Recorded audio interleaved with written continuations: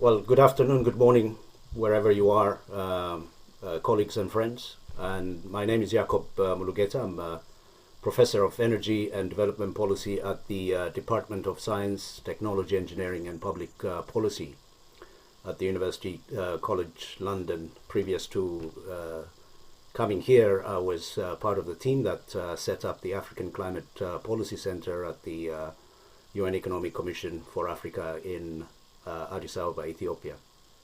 Much of my work is focused on Africa's energy system in a changing climate, and was recently a lead author of the IPCC's Working Group 3 on demand, services and social aspects of mitigation. So a warm welcome to this webinar, which is organized by the Africa Policy Research Institute, and this event will discuss key policy recommendations from APRI's study on G7 Africa, climate relations, and how and if Germany's Climate Club initiative, for example, can be designed to increase multilateral support for African countries. And this meeting is also taking place in the run-up to the G7 meeting in Germany later this month, and we hope to deepen the current discussion on how the G7 can make concrete progress in supporting Africa's climate agenda. So let me make one logistical announcement before introducing the theme of the webinar and the program of our speakers. So the logistics: the webinar is being recorded and will be available on APRI website within a few days. After the panel discussion, we will have a Q&A session between us, and so please prepare your questions. You can post your questions in the chat box, and please do indicate to whom your question is directed to, and we will do our best to get them through the panelists. In the meantime, in the time that we have, of course, for the Q&A, just by way of setting the scene, I mean, we are here today to really have a frank discussion, an open conversation with thought leaders around some of the issues that ought to be part of the discussion at the G7 leaders meeting in Germany, with respect to G7 and Africa and their partnership on climate action. So let me give just a few highlights. We continue to see worrying trends on the climate front. There is no question about that. So the year 2021 was the 6th warmest year on record, and 2015 to 21 were the 7 warmest years on record. So this isn't just a blip, but we are beginning to see a trend that is establishing itself. So in August 2021, the IPCC's 6th assessment report delivered its starkest warning to the world that many of the changes observed in the climate are unprecedented in thousands, if not hundreds of thousands of years, and that some of the impacts were now inevitable and irreversible over hundreds to thousands of years. So this warning highlights how climate change is no longer a theoretical, a far-off risk, but a phenomenon with which people in different parts of the world are already grappling with. And of course, with compounding effects that became even more visible in 2021. The impact experienced on the African continent is especially alarming, of course. It's common knowledge that climate circles, in climate circles, that Africa accounts for something around 16-17% of the global population, but has contributed to less than 4% of the cumulative global greenhouse gas emissions since 1751. So Africans continue to carry a disproportionate burden of the climate crisis with significant impact on lives and livelihoods on the ground. Now, looking back at the COP26 in Glasgow, we've seen some progress. We've seen some progress has been achieved, but specific to Africa, the Glasgow Climate Pact urged rich countries to increase funding for poor countries to around 40 billion annually by 2025. And this is to be earmarked to enable countries to adapt to the impacts of climate change. The advanced economies, mostly composed of the G7 countries, also recommitted to the previously, I would emphasize, unfulfilled promise of providing 100 billion a year towards climate causes by 2023, with 50% of the share to go to adaptation. There was also some movement, good news, on loss and damage. And further, one key highlight of the COP26 also witnessed the signing of the Just Transition Agreement, which made it possible for Germany, the UK, USA, France, and the EU to commit to supporting South Africa with around 8.5 billion US dollars to phase out coal and embark on a massive expansion of its renewable energy program. So as we look at COP27 in Egypt, the aim is to really build on this momentum, but really scale up this momentum.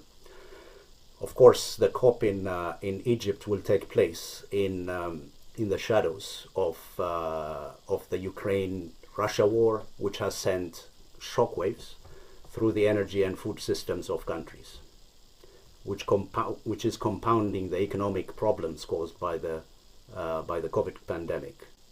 On top of food price inflation and Africa's dependence on food supplies from Ukraine and Russia, shortage of humanitarian supplies could precipitate further political instability and conflict across the continent. And so there are concerns also that this would derail the effort toward climate action and divert political attention from the climate commitments, as northern countries themselves are grappling with their own economic and social challenges resulting from the war.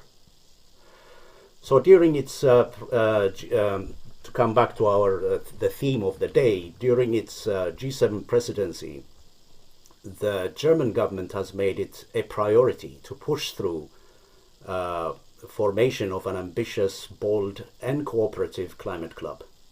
Through the formation of the International Climate Club, G7 countries will be expected to bring together ambitious countries that agree on accelerating climate action, with a range of measures that will prove crucial to limiting global temperature rise to 1.5 degrees to 2 degrees Celsius above industrial levels. So a number of questions are therefore in order. What value would the Climate Club bring for African countries? Does it advance the effort of African countries in tackling climate-related developmental challenges?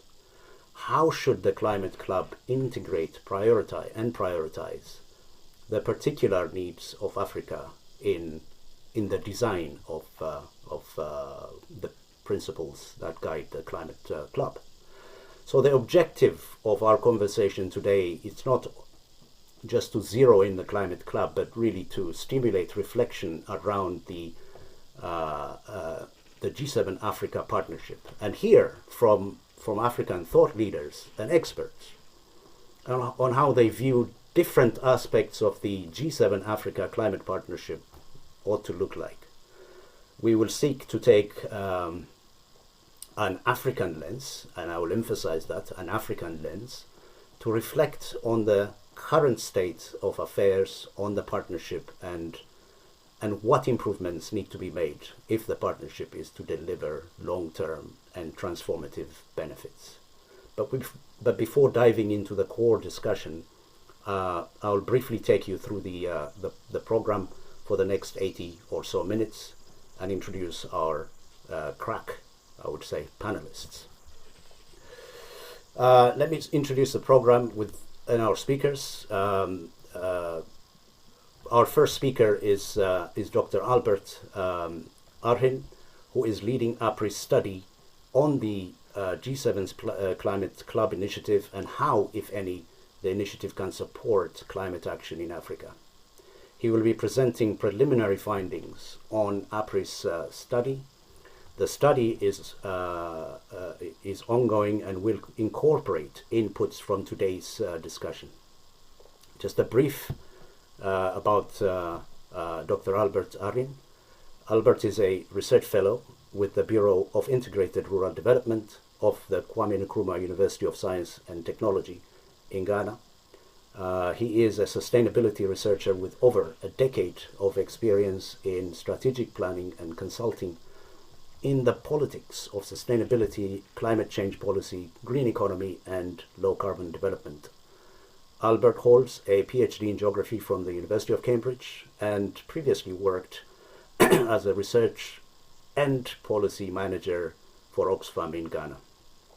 I also have the pleasure to introduce two thought leaders from the African continent, who each of them have played long and continue to play instrumental role in shaping policy debates and providing concrete pathways to our leaders in their respective fields.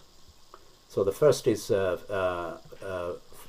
Faten Agad, who is Senior Advisor on Climate Diplomacy and Geopolitics at the African Climate Foundation. Prior to joining the ACF in February 2022, Faten served as Senior Advisor to the African Union High Representative on Future Relations with the European Union.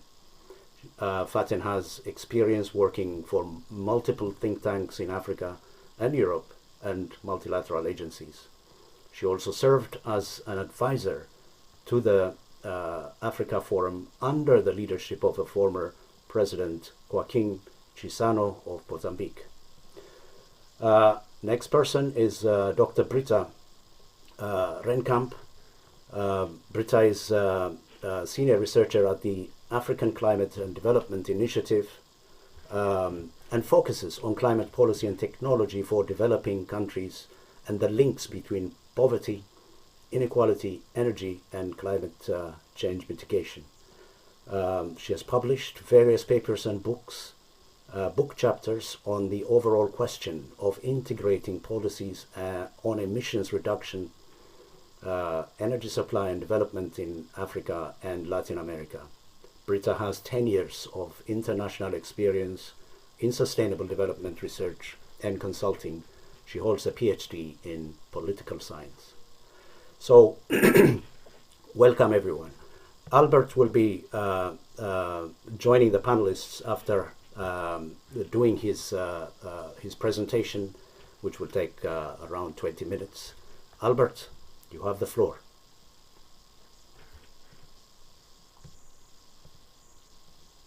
Thank you very much, Jacob. Can you all see my screen? Yes. Okay, right. So I will just give an overview of this ongoing research that we are exploring. What extent can the proposed climate club support Africa's climate agenda? I'm doing this work with a colleague, Felix. I would just want to also emphasize Yako's point that this is an ongoing study, and what we are presenting today is preliminary. There's still a lot that we need to cover, but we continue to appreciate your views to make sure that the content is enriched. So in approaching this work, there are three critical questions that we are asking. For example, what do we currently know about the G7 Climate Club proposal and what it is intended, what is it intended to achieve? And whether the Climate Club enable African countries to meet its climate change agenda. And how do African countries or members, if any, may join? How do they ensure that the climate club does not harm these countries? So these are the key questions that we are exploring. And so just to give an idea of the overview or the outline, I will just be talking briefly about the brief background about the climate club, especially for those who may not be familiar with the subject, and then explore African needs and expectations based on some reviews of the NDCs and some other climate documents that most of the African countries have submitted, and then explore ways through which the climate club might impact positively or negatively on these countries. Okay. So there is an overall question of what is the rationale, for example, for including low-emitting countries like African countries, and in particular LDCs in these discussions around climate club. So the starting point for us to explore this question is to recognize the fact that achieving the Paris Agreement and the attention to limit global temperature rise to at least 1.5 degrees Celsius is a collective and accelerated action is required by all parties and across the world. And so initiatives that bring countries together to take actions in principle needs to be welcome. But then of course it needs to be critically examined to make sure that they actually achieve the purpose to which they are set up. And so for most African countries, perhaps being part of the club potentially could leapfrog and it could kind of support these countries to accelerate what they are doing to decouple development from carbonization. But as I'm sure later, maybe the devil is always in the details. So first of all, because we are talking about the G7, it is also important to mention that, grand promises are not new, especially from developed countries or from, most of them are the G7 countries. And we know that as far back as 2009, following the Copenhagen conference, some promises were made. I think that's the most recent that comes in mind. For about 100 billion a year that will be mobilized to support developing countries. The evidence currently points out this has not been achieved, but like Jacob mentioned earlier on, last year there was some recommitment to achieve this by 2023. Available OECD data suggests that on the average rate is about 65% achievement, even though between 2017, 18, 19, 20, there was close to about 80 billion that were achieved in terms of meeting this target. But these commitments, if you look at the available data, about 26% had gone to or are supposed to go to African countries, based on the data that is available. And this graph just shows the distribution in that line. But in terms of thematic allocation, there is a lot of emphasis on mitigation, usually through things like tree planting, forest-related initiatives, and then a bit on adaptation. Comparatively, that is a bit low, and then other cross-cutting themes. And this is how the data tells us in terms of the historical commitments of the developed countries. But then we, based on this premise, to now look at this new proposal of using the climate club as a pathway to accelerate or foster ambitions on meeting the climate agenda. And what is the climate club and what do we currently know? So I think Jacob already gave a very beautiful introductory background that the German government, for example, is using its G7 presidency to champion this idea. And if you look at the issue paper, the kind of the white paper that set this out, the intention is to create an alliance for climate, for competitiveness, and also for industry. And it is intended to bring countries together to make ambitious commitments towards the 1.5 degrees Celsius target of the Paris Agreement, and also to inspire countries to move towards climate neutrality by 2050 as the latest. And that is the general rule that is supposed to bind or bring all these countries together. I mean, the idea of climate club is to basically bring a group of people together who are ambitious to achieve this target using different mechanisms and approaches. And so within the proposal that is on play, the club is expected to address, for example, issues of carbon leakage, where, for example, for reasons such as costs related to climate policies, business transfer production to other countries with lesser emission constraints to be minimized. So this whole concept of climate club is to also address issues around free riding, where maybe some there are leaders and there are laggards. I mean, in terms of the progress towards climate change, it is intended that having this club is likely to address some of these, and of course, theoretically, issues. And within the issue paper that is currently at play, I mean, these are some of the key highlights that could be gleaned. So, for example, if you look at issues around membership, membership is currently open in principle to all countries. And the intention is that these countries will commit themselves to corresponding targets, as I mentioned earlier on. And so the proposal is thinking of an entry where the membership will go beyond just the G7 and include others. And it is currently built on an ABC principle. A means that it's very ambitious. I mean, according to the white paper, and I said there's the commitment for members to commit to the 1.5 degree target. And in terms of how bold it is, the anticipation is that members will work on a roadmap towards measuring, for example, their carbon emissions. And that is really required to really prove that you are working on the target that you have set yourself. And members should strive to achieve climate neutrality, generally by 2050 at the latest. And there's an expectation that there will be a lot of coordination among the different partners, especially the members, to prevent carbon leakage with each other.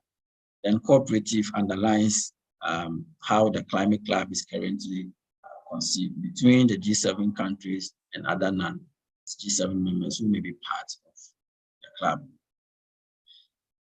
In terms of the pathways and the detailed design mechanisms that have been proposed in these papers, I mean, as I mentioned, some will include measurement of CO2 and greenhouse gas emissions. And that's very crucial in tracking how well you are doing towards the emission.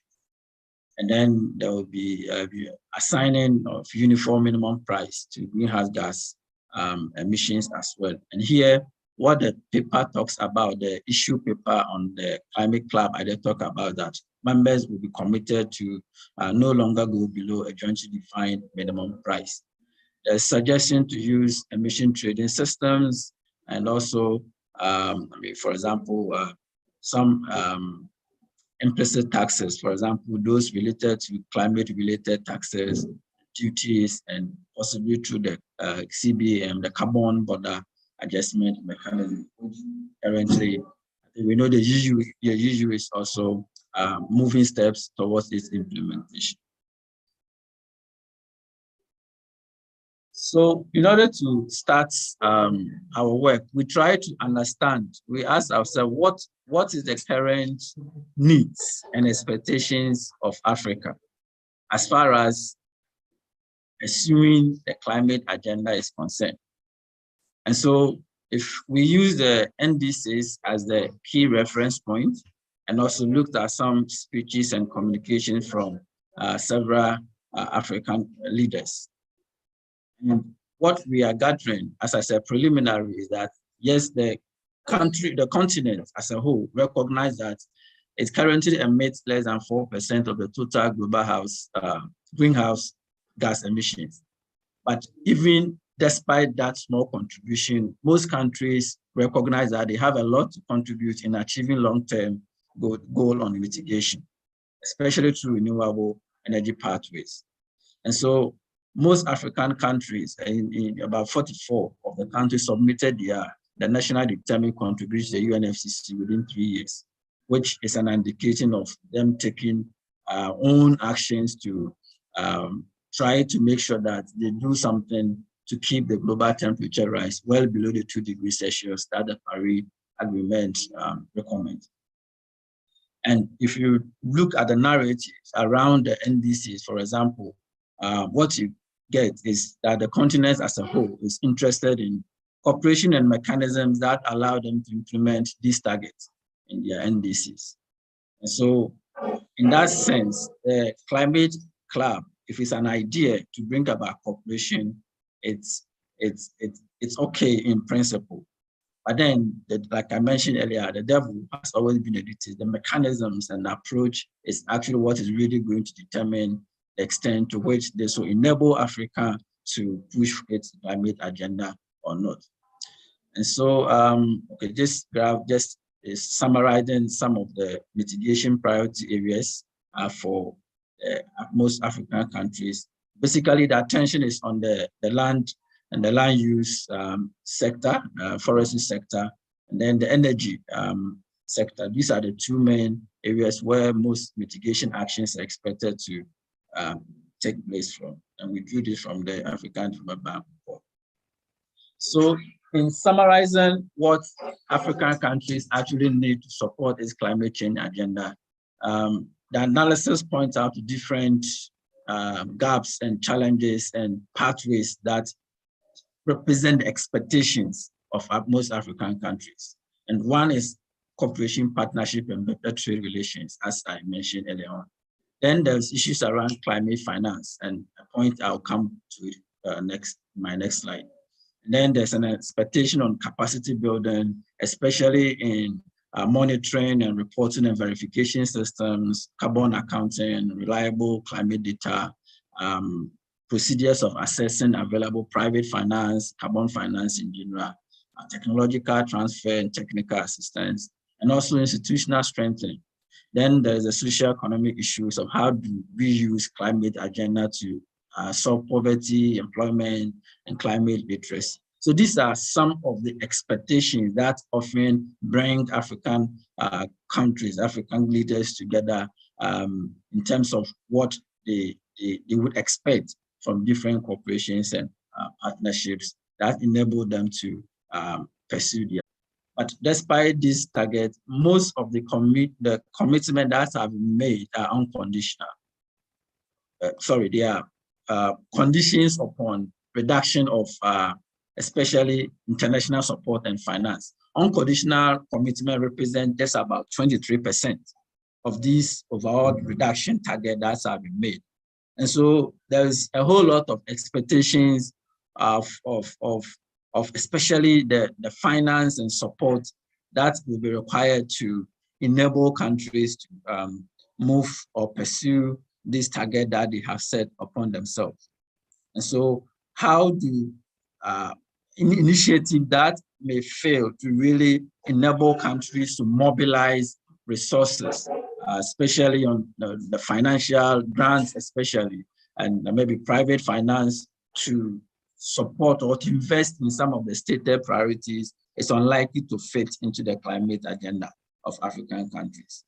And the proposed G7 Climate Club expects members to achieve significant emission reductions by 2030, but is currently, based on the initial review, not designed to achieve this scale and incentives or funding that may be required. And so that is the first point of possibly knowing that the club may not work in the interest of Africa. In terms of feasibility, it may not necessarily meet the agenda that African countries have set upon themselves. Then the second issue that emerges from this review has to do with capacity challenge. And as I mentioned, there's capacity gaps on tools and methodologies that are required. For example, in monitoring and verifying emission reduction, calculating and managing emissions inventories and even measuring, accounting for greenhouse gas emissions. It's a big challenge expressed by many of the NDCs that we review. And so within the Climate Club, this is also a key requirement. And so in conclusion, we try to, our preliminary conclusion that because of this capacity deficit in several African countries, many countries will struggle to meet that core requirements of the club. And so that may not necessarily incentivize them to join the club because of the capacity gap related to measuring and accounting for CO2, for example. And we also know that carbon pricing, for example, which is also one of the key elements, works best in national and regional context when you already have some trading systems in place. And such schemes are not common in Africa, and they are not even functioning properly if they exist. For example, we can get a lot of lessons from the voluntary carbon scheme, where Africa so far is highly underrepresented. And so joining the club, we know we then force Africa into a carbon trading scheme. And given the context of how carbon market had worked in the past, that may also likely to receive some political resistance because countries are not really prepared to move away from the existing voluntary systems. Then still on the capacity, the one area we look at, okay, capacity building we know takes a lot of time. And I mean, as an academic, we look at research areas, which is building capacity to meet some of these requirements. And if you look at some of the available data, for example, between 1990 to 2020, I mean, this basically from the IPCC recent report, the African chapter.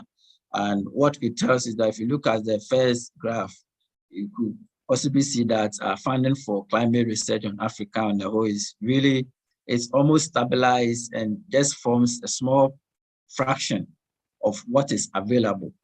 But that is not really the story. The actual story is that, for example, if you look at the graph on the right, if you look at the top 10 country locations of institutions that are receiving funding for climate change research, they are almost all of them located not in Africa, but in other areas, especially most of them are also part of the G7 countries. And so you have only about 14.5% of billion-dollar research funding for research on climate change capacity building. That is actual for Africa, that is currently not being spent in Africa. And so that feeds into the narrative of possibly capacity building, possibly will take a lot of time. And if it's not prioritized by the Climate Club in its current design, then it is not a natural fit for African countries. And then there are other two design mechanisms. For example, the carbon border adjustment tax element. What we gather from speeches and studies available is that can, on the long term, harm African countries. And for example, what we gather from the existing research is that African exporters, for example, face higher taxes, which could lead to an increase in the cost of export. And the key products, industrial products, for example, that are exported to G7 countries or European Union, for example, is likely to be hit by this arrangement. And recently, the UNCTAD also published some work on potential impact on carbon border adjustment on developing countries. And one of their conclusions is that even though the design could reduce carbon emissions, a $44 a ton carbon tax is likely to raise incomes in developed countries by 2.5 billion. But in developing countries, income is likely to fall by $5.9 billion. And what that means is that in the longer term, you are likely to see the carbon border adjustment tax element, which is a critical part of the club, harming African countries.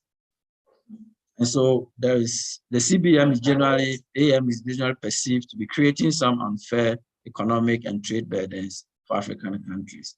And that could also be one of the ways through which it may not be a good idea to use the club to promote the African climate agenda. Then the last point also is related to issues around trade and possible retaliation that could be sparked by this whole idea of climate club and the elements that are currently under discussion. Of course, the issue paper recognize that the club will do all that it requires to conform with WTO rules. But given the differential needs and capacity of the members, the transaction cost to achieve that compliance will not be the same. And so you are likely to see many developing countries, African countries, for example, struggling actually. They will now have to require or slow down some investment in other hard-to-abate areas in order to meet this compliance. And so overall, a preliminary conclusion regarding the potential of the club to support the agenda of African countries as far as their plans to meet their targets concern is that it is not a natural fit. And therefore, we need to find a more effective way of engaging with African countries. And that is the next stage in terms of the pathways that are likely to work or will not, that the research will then focus on to offer recommendations. So thank you very much for your attention. Thank you so much, Albert. Really, really interesting presentation. Just a quick reaction to it. I mean, I think you've painted, quite a useful picture for us in terms of what is expected, or at least the framework of the climate club.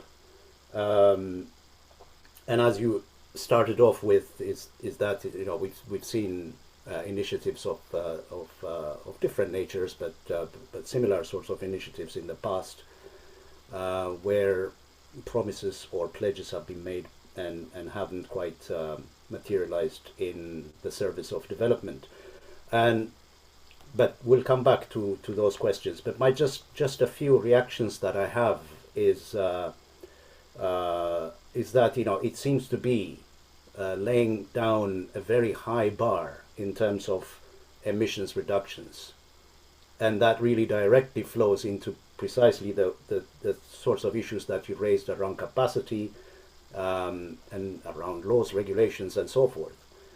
And what I find quite interesting, but at the same time also concerning, is that what emissions are we talking about? I mean, if you look at Africa's emissions, we're talking about quite an insignificant amount relative to other parts of the world.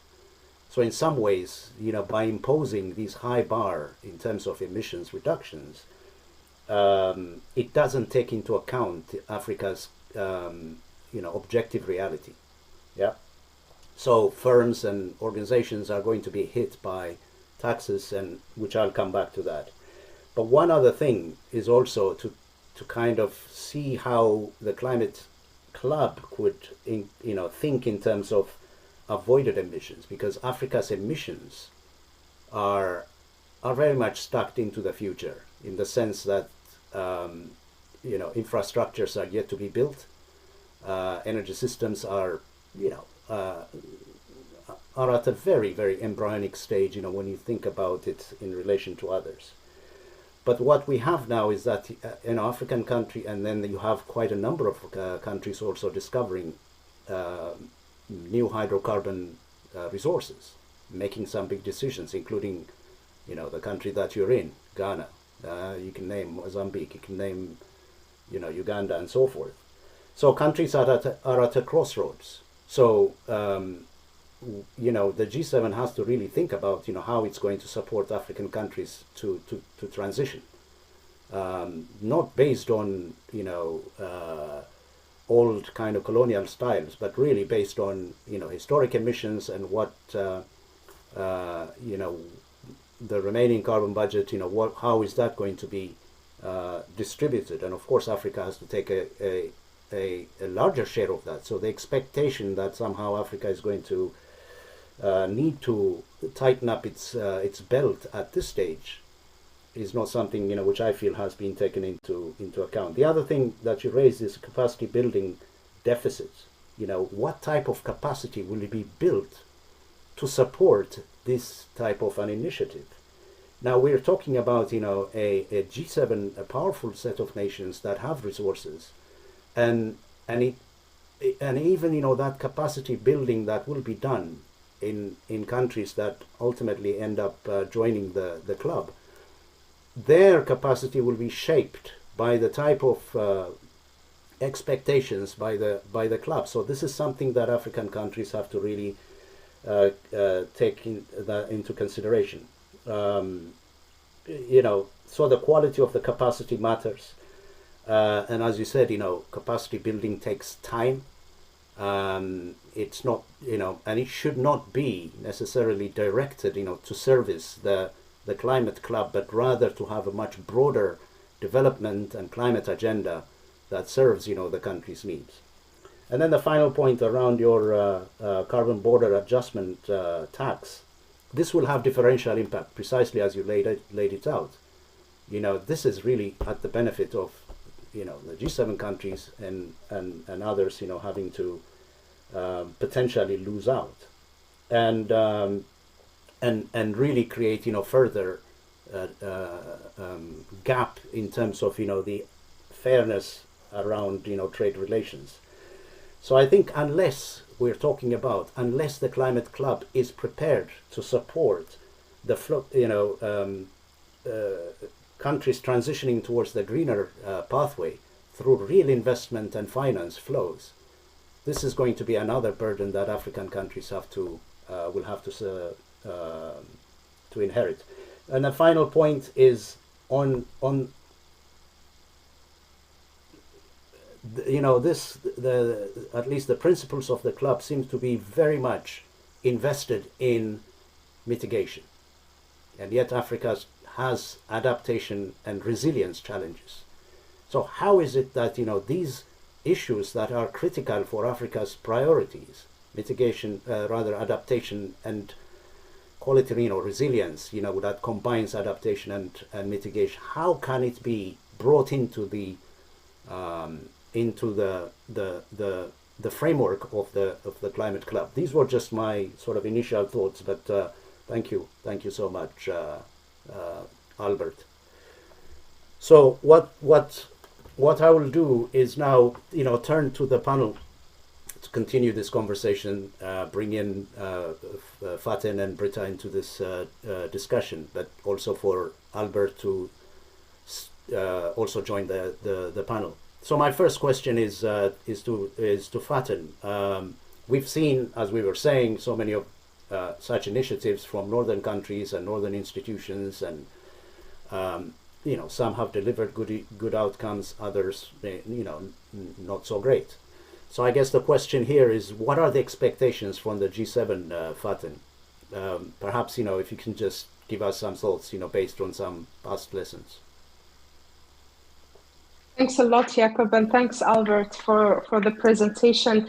If you allow me, Jakob, I will respond to your question, but also pick up perhaps on some of the points that Albert highlighted, which I think are quite important to emphasize and perhaps to complement. I mean, as it was already said, the climate club concept is still very vague, and I used to advise negotiators before, and the point was always to refrain from engaging with something that we don't know the details on. So I think that's perhaps one of the key points that any African country that may be pulled into the discussion needs to take into account. But there's certain things that we know that Albert already highlighted to us. And even on those specific elements, I think there's serious concerns in terms of what this club concept might mean for the African continent. And I just wanted to flag two. Just to be brief. I think the first one is that, and I think you've alluded to that point yourself, Jakob, is that climate action in an international context is not equal to climate justice. And in the African context, considering the historical accumulated emissions, what we are emphasizing on is this concept of climate justice. And so the expectation from the G7 club, which, I mean, the G7 group, and including this concept of the club, which Germans have been saying that they would like to bring in China also into, for instance. Whether China will accept is a different question. But these are countries that are high emitters. The G7, at least, is a club that has historically been that of high emitters, and their historical responsibilities in terms of emission. And therefore, the action that needs to be taken is something else. So bringing in African countries to help meet a target that, I mean, let's be honest, is not of their making, I think makes basically, in my opinion, the club completely an unattractive solution. In fact, a distraction from the real responsibilities of the G7 club.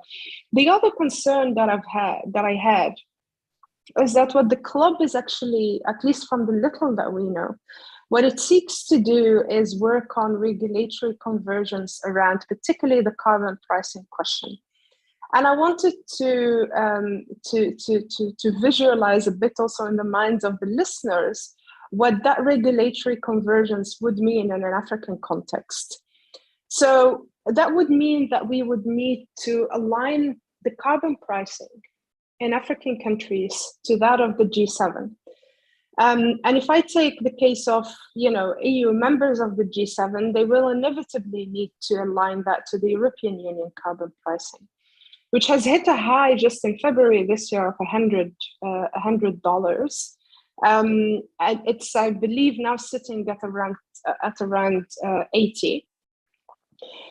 And if I take a situation, and their private sector, their industry is already complaining about that. And so they're looking at offsetting mechanisms as well. But if I take the case of South Africa, which has also set a carbon price for its industry, it is $9.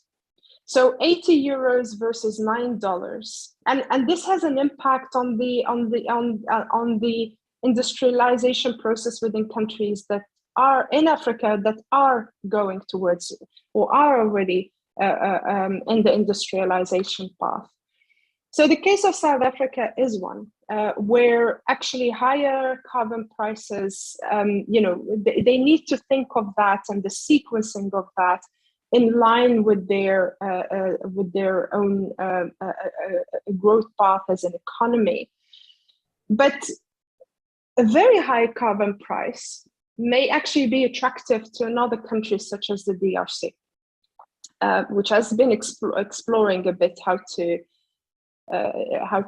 capitalize on its forest, which, as we know, is the second largest after the Amazon, with huge potential. But what the DRC has been saying is that they need to see an increase in carbon price by a 20-fold increase of the carbon price to allow them to capitalize on their resources.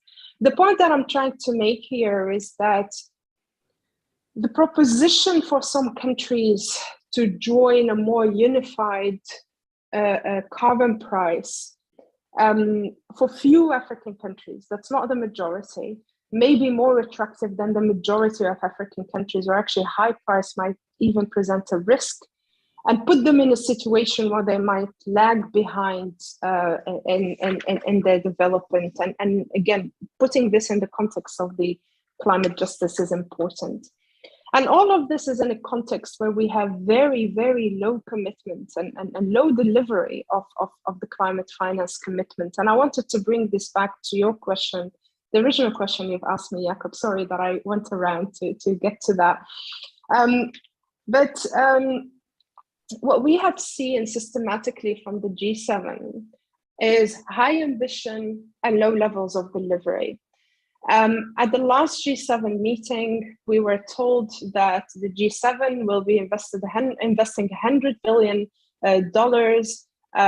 specifically on supporting a green infrastructure building. And that's far from coming through. In fact, over the last 5 years, the total investments of the G7 into Africa was a mere $3 billion collectively. And so the road that they still need to travel is very, very far. Even more than that, the argument that we are hearing quite often, particularly from the non-European members of the G7, is that what is important is to stimulate, or their effort is to mobilize the private sector to finance that. Now, of course, the challenge is too big to be carried only by the private sector, only by public financing. And the private sector will need to be brought on board, but it cannot be an exclusive private sector driven initiative. Infrastructure investment does require, in any case, public finance. I think if the G7 is serious, it will need to come through. And yet what we have seen is that, again, over the same period of the last 5 years, that investments from G7 private sector has in fact been declining in Africa, and they're very far from coming on board, to help mobilize this $100 billion. Add to that a high level of fragmentation, I would argue, among the G7 members. So we've heard this commitment to the $100 billion last year. The US went on and announced its own program, again, around private sector mobilization to support the transition. The EU came with its famous global gateway of $150 billion that actually says very little. What would be useful is for clear messaging, clear commitments, and delivery on those commitments, which we haven't seen. Thank you very much. Thank you, Fatin. Really good insight, and also very good reaction as well to Albert's presentation. Britta, if I can turn to you, and this is really about, it continues to what Fatin laid out about the kind of missed opportunities, or perhaps you could call it, high ambition and low level of delivery. But if we can sort of scan back, over the past 10 years or so to see what have been the missed opportunities in this partnership between the G7 and Africa. Mm-hmm. And then, reasons why you think, these challenges continue to recur. Thanks. Yeah. Thank you very much for that question, Jakob. And I also have a few remarks on the presentation, if I may add those.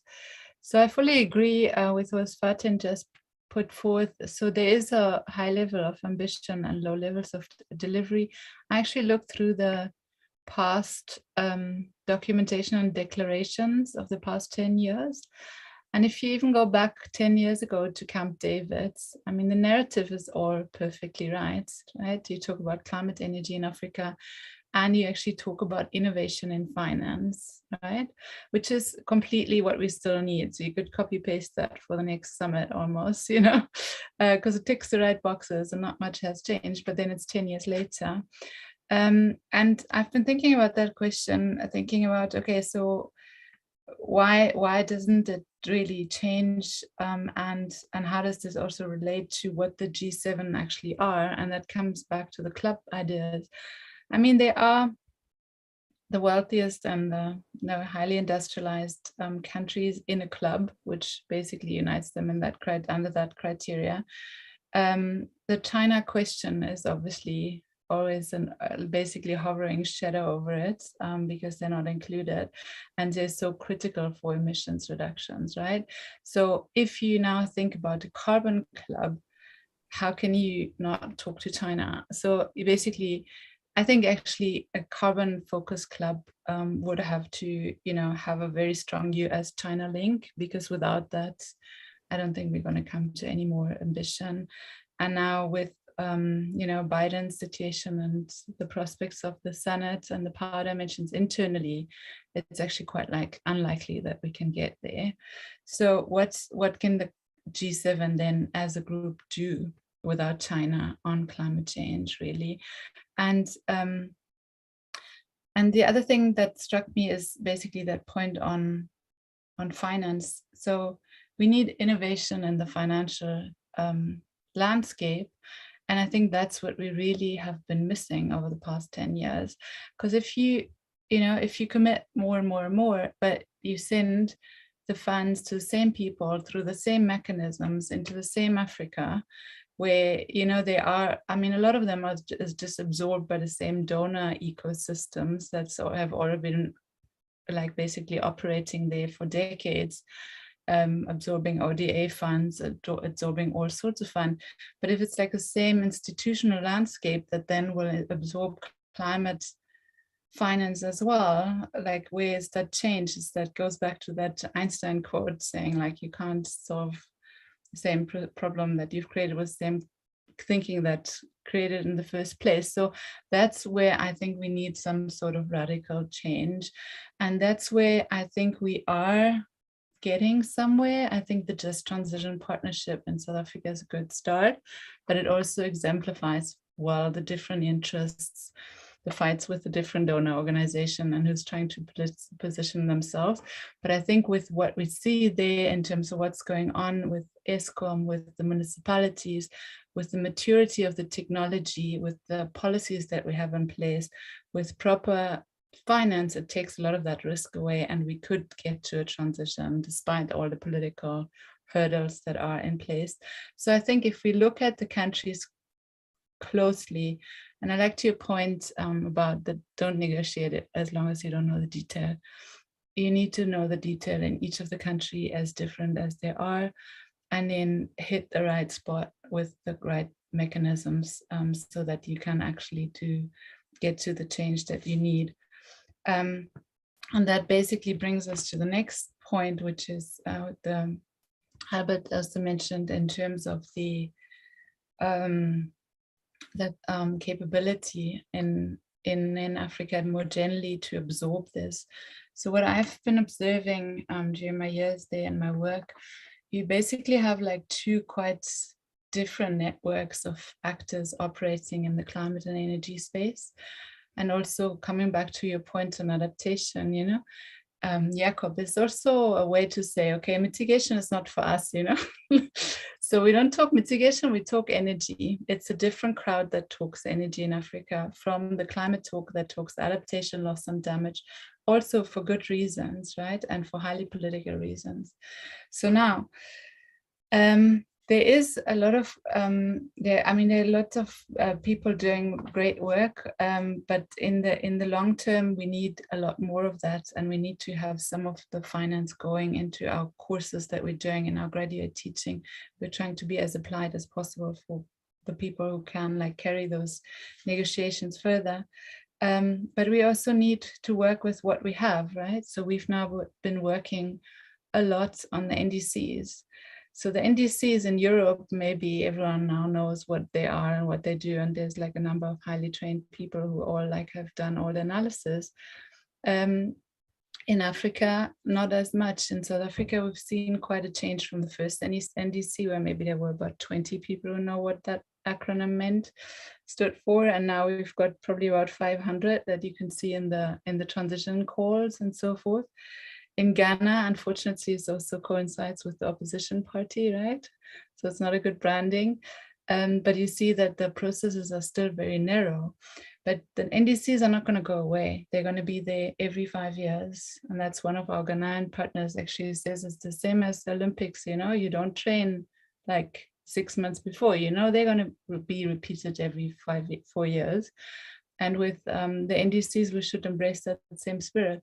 And that comes back to also the climate clubs of like, why don't we strengthen this, make sure that the NDCs aren't just that paper dragon that shows us nothing's going to happen because now all the assessments say it doesn't make the difference that we need. But that can actually bring those networks that I've just mentioned between the climate and donor landscape much closer together with the big business in energy.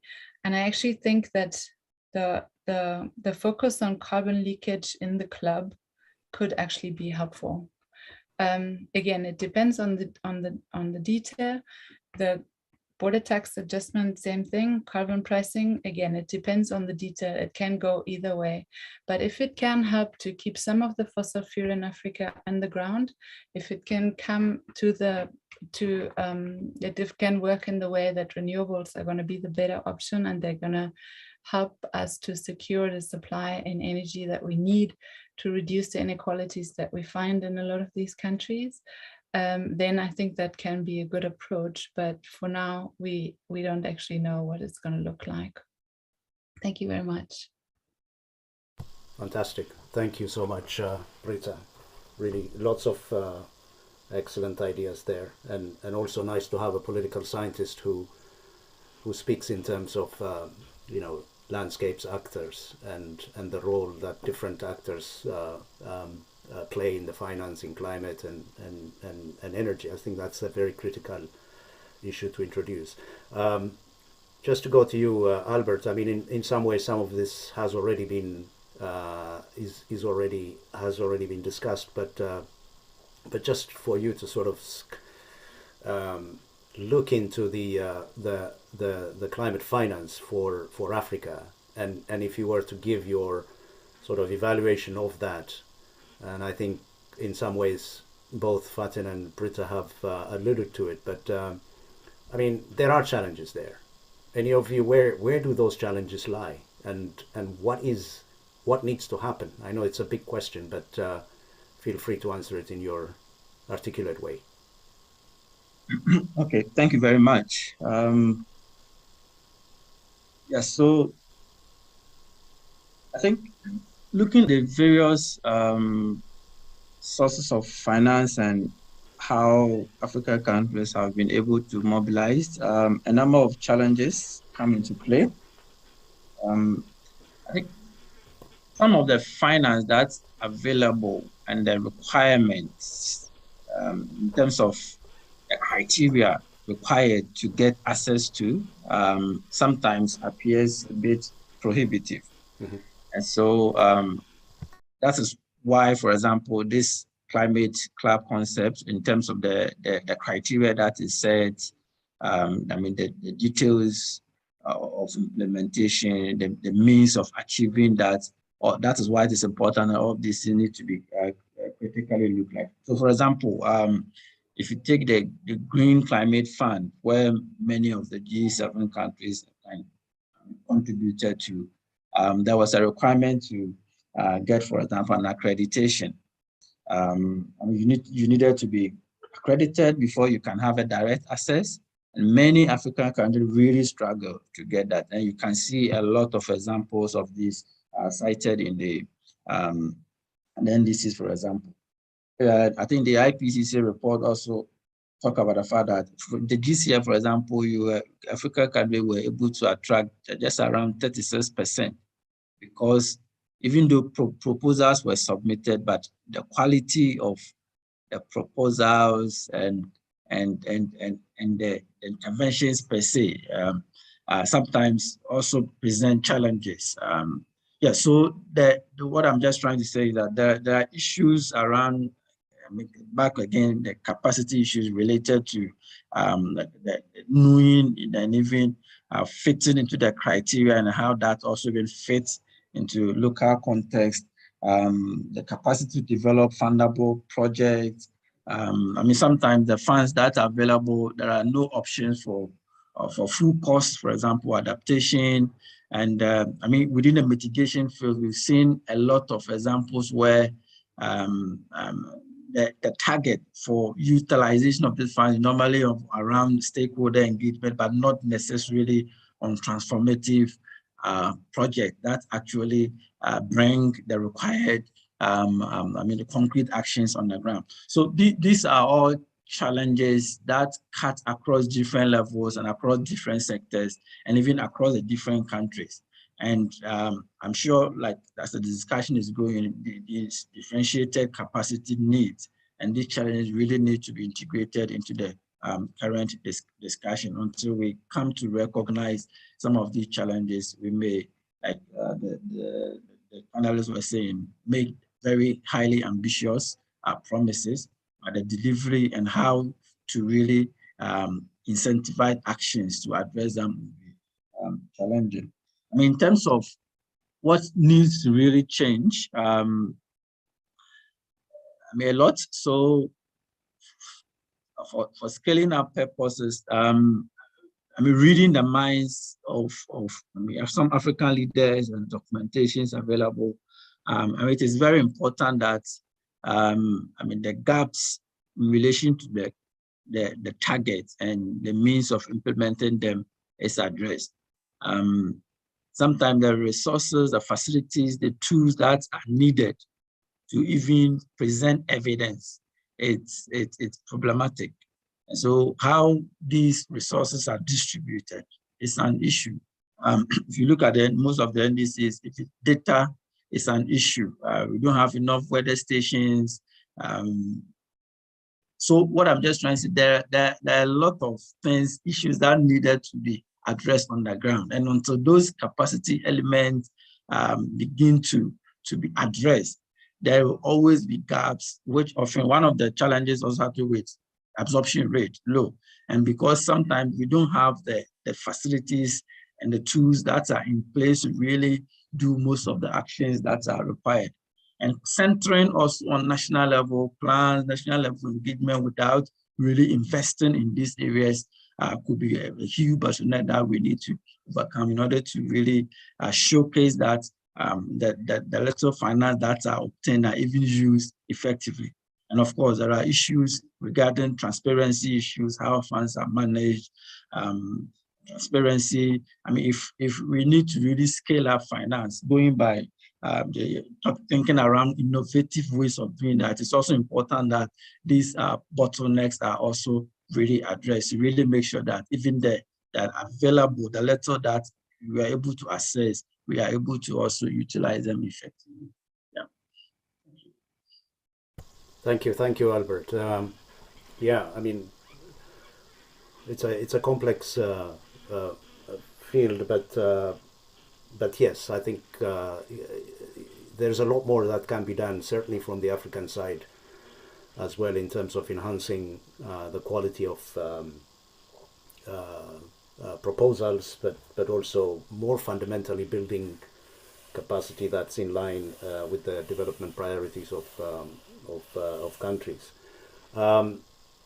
Fatena, let me turn to you now. I mean, you've kind of eloquently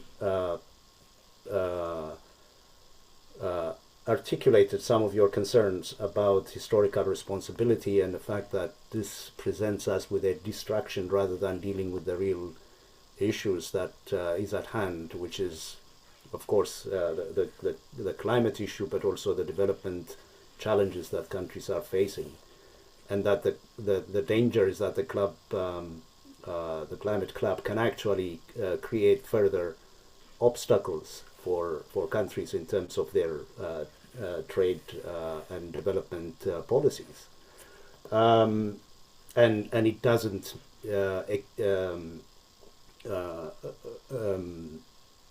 capture clearly the real inherent justice issues that are in our climate discussions. So if we were to sort of look at the climate club almost afresh, how do you make that inclusive then? What could be the role that Africans can play in building that sort of an alliance which is inclusive and really cares about their priorities as well?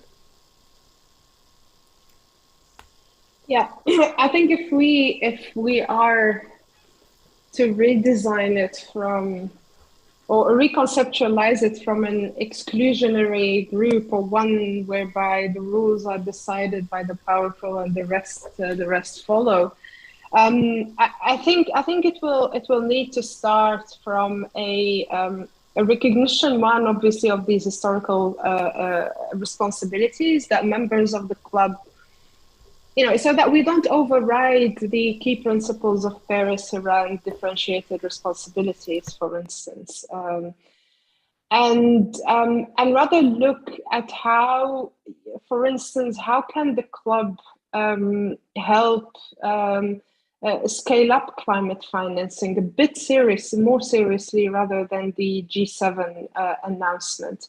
How can the club jointly look at reforms of the finance system, which Britta alluded to, as well as Albert, in a way that could benefit the different parties that are in it? And as part of that financial system or the restructuring, it's not just about how the money is channeled or how more money can be provided to African countries. Again, it's a historical responsibility. It's not charity, but it's also an opportunity to look at some of the innovative forms of financing. So I raised earlier, for instance, the question around the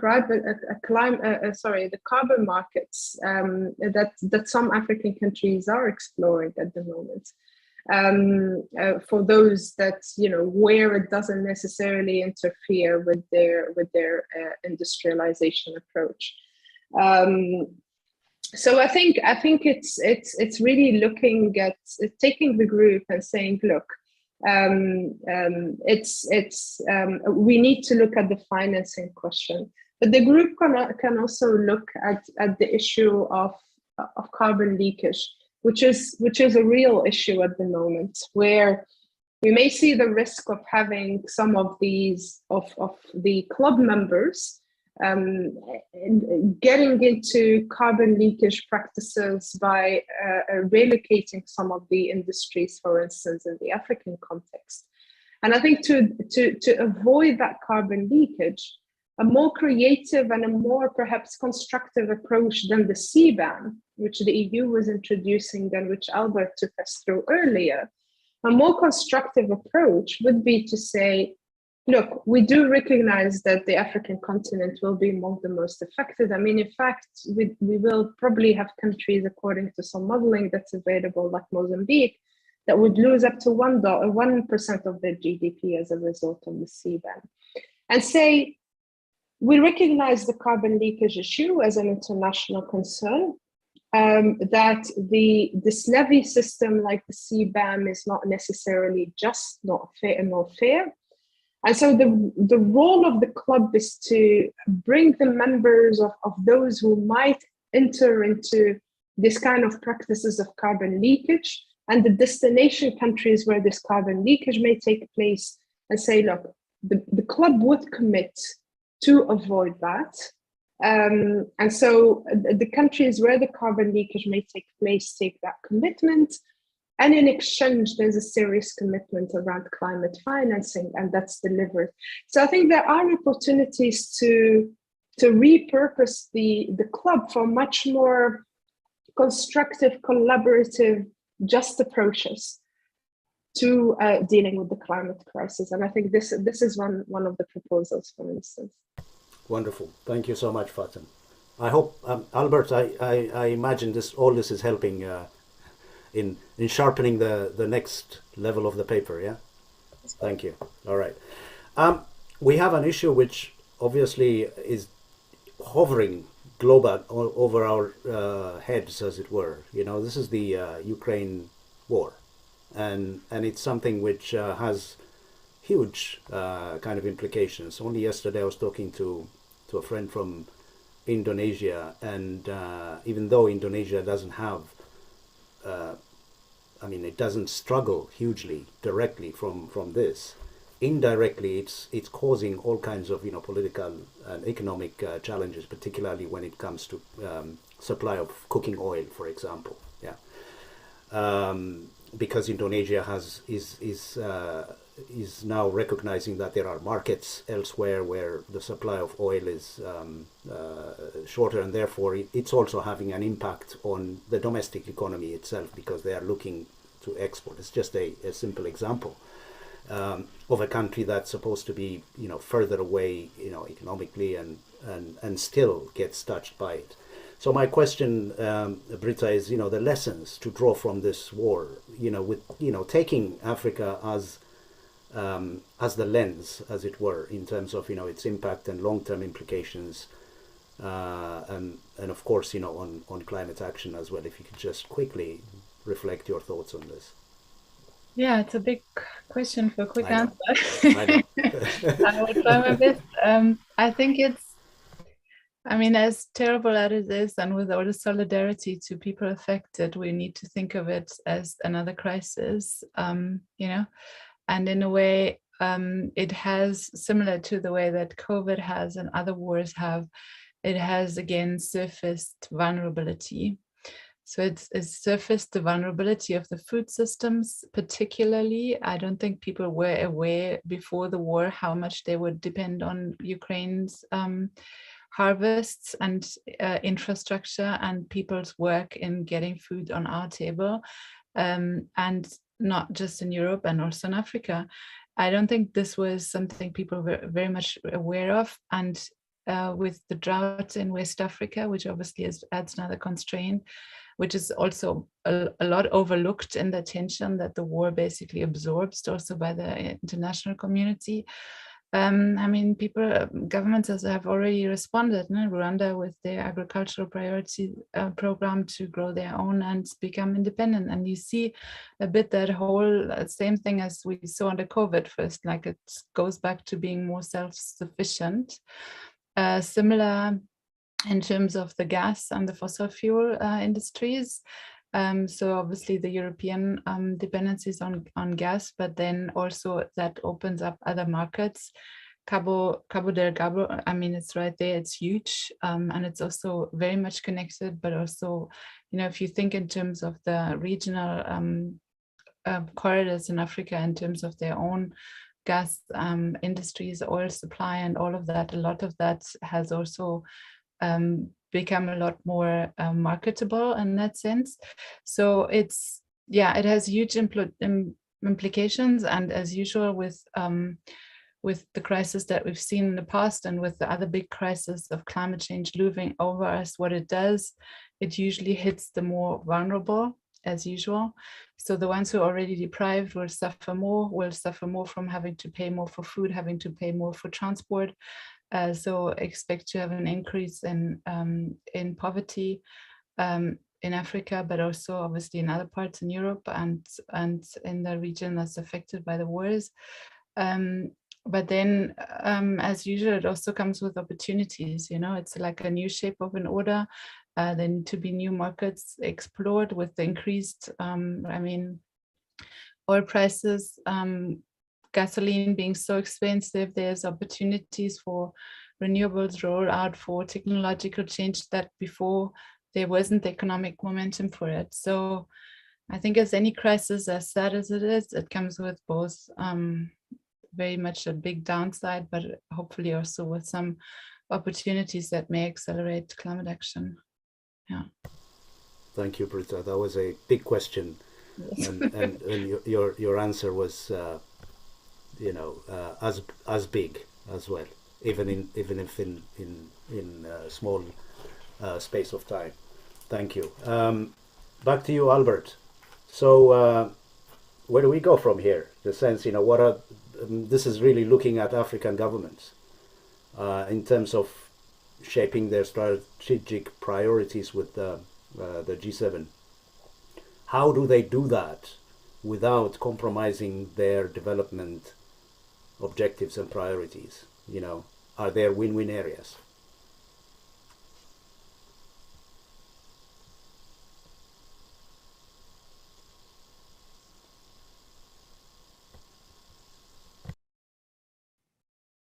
Sorry. Okay. Thank you very much. Yes. So I think, as far as the relationship between African countries and G7 are concerned, the point that I think Fatin had been emphasizing, the historical responsibility, the inequalities between them always come into play. And so, but what we I'd also recommend is to move beyond the victimized type of approach, but of course, maybe given that context, really also African leaders ascertain their roles and their leadership and responsibilities in moving or shaping the priorities as fit their local context. And so that is why, for example, the issues of capacity building, for me, still comes in play. There are a number of things that still African lags behind. And so that could be one area to stress capacity in terms of, I mean, in different areas, local, national, different skill sets, technology transfer, technical assistance. I mean, I believe that if those issues or elements are stressed, it will go to benefit the countries, the continent as a whole, without necessarily harming development. That could be a win-win situation. I mean, the capacity to even participate in international mechanisms or different cooperative mechanisms. So we did a study and we realized that in terms of capacity, there's a huge gap. I mean, in terms of the skill set that's even needed. So I think that, for me, that could be one area that African countries really need to stress on. And I think I also buy into the point that potential area, yes, of course, that Africa has a role, some roles to play, particularly to minimize carbon leakage. But what would it require for them to really do this effectively without necessarily also harming their development? That could be one area that could also actually be stressed. Yeah, so I think so overall, I will kind of frame I mean these areas around capacity building, especially getting the know-how, the technology, and then the assistance that are really needed to push things. Thank you, Albert. Thank you very much. We're running out of time. I guess we need to move into our last 8 to 10 minutes on ways forward. So if we can all be as concrete as we can, I'll give each of you a minute and a half. But let me start with you, Britta, in terms of what do we do? What should we do things how do we do things differently? So your two pieces of advice for the leaders of tomorrow on climate in terms of, recasting the G7 Africa partnership. What are the two big ticket advice you can give? I think we need to be honest about what we can do each other. So we need to stop with the BS and the lip service on both sides, because there needs to be a trust building exercise, and without that you can't do it. A club is a club. It's exclusive by nature. If it's not for us in Africa, then it's not for us, it's for someone else. If the EU and the US and China can reduce emissions, that's also fine for Africa. You don't need to dance on everybody's party. So if you have your own that's more effective in terms of climate change, it's too big of a challenge. We need to focus on what we can do in terms of baby steps that work. A good baby step that works, it's better than one big step back. That's me. Thank you, Britta. So Britta has introduced the issue of dancing. If you don't like the music, don't dance to it. Albert, over to you. What are your two big points? So, yes. Sorry. Be as poetic as well. Yes. Yeah. So I think for me, I think it still ties in with what Britta said. We overpromise and then deliver very little. And so in terms of certain ambitions, yes, it may be good, but we need to be more committed in delivering whatever ambition that we set ourselves. And so that is why I agree with Britta for them. If you think the ambitions is too much, too high, and cannot be done, then we don't even have to talk about it. But tying into that also will relate to my other point about the differentiated responsibilities. This is very, really important that this is recognized, and therefore, if there are new gaps, new areas that G7 countries can genuinely support an African agenda, that they really need to commit and deliver, but not necessarily through the climate club agenda that is currently being pursued. Brilliant. Thank you, Albert. Fatin, I'll give you the last word. I was trying to go on the theme of Britta, and she set the bar very high. But I was no. I think to me the point is on the need to talk. There's a tendency increasingly, I think by G7, by the EU, to often decide and launch these plans on Africa mostly. They would invite a couple of African heads of state who come, rubber stamp it, and then here is a program on Africa, here is an initiative on Africa. And I think we need to move beyond that. There's also a responsibility, obviously, on the side of our leaders not to rubber stamp. But it's a tendency that is frankly counterproductive. So I think if we learn to dance together on a Roomba or something, and get to really understand what is needed, and be conscious of the fact that as we move forward, and certainly on this climate question, Europe and Africa, G7, the world generally, we need to handle this as a unit. We can't neglect one side in favor of the other one. And in that sense, I think we need to seriously talk to each other. And if the G7 wants to be relevant, it is now high time to actually start engaging rather than deciding on behalf of. Thank you all. Really stimulating, and we could have continued this discussion longer and widened it, to other areas as well. But I share your views that this is something, and there is often a tendency to create something and then let Africa jump in once the train is moving. And I think this is something which needs to stop. And of course, part of that is also the deficit, I would say, of leadership in Africa itself.